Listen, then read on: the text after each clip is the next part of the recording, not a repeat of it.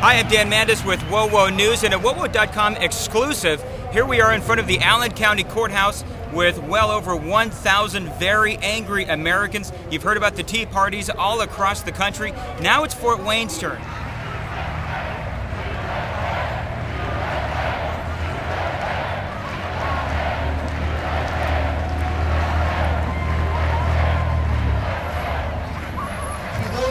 Serving around the world, whether in a few days on YouTube or Yahoo or Google.com, that you see or hear our words today, know this: we thank you so much for what you're doing. And regardless of what you read in some of the big time rags in America today, we do get why you're there, and we appreciate the price that you're paying for our freedom.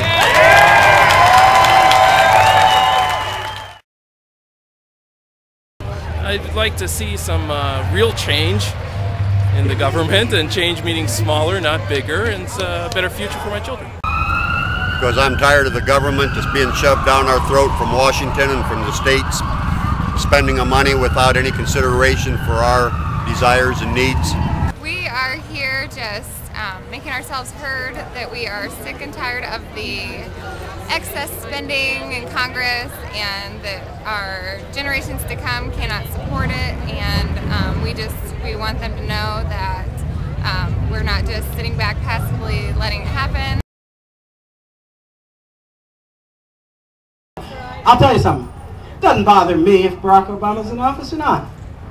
I know good and well, as I have seen over the last several days and weeks, as he moves us down the road to socialism and tyranny and party despotism, as he turns our independence over to Europe, as he turns our pride and our honor before the Saudi monarch, Americans will rise. Americans will rise.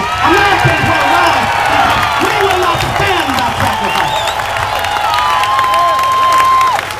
As sacrifice. you've traveled across the country, there's a lot of issues people are angry about. What is the one overriding theme that you found as you talk to people across the country that they're angry about?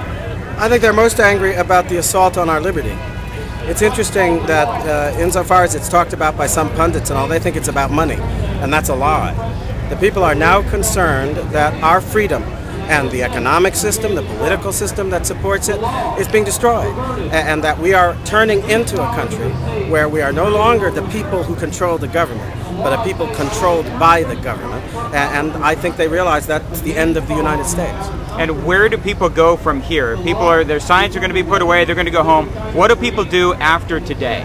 Well, I think, first of all, they have to stay in touch.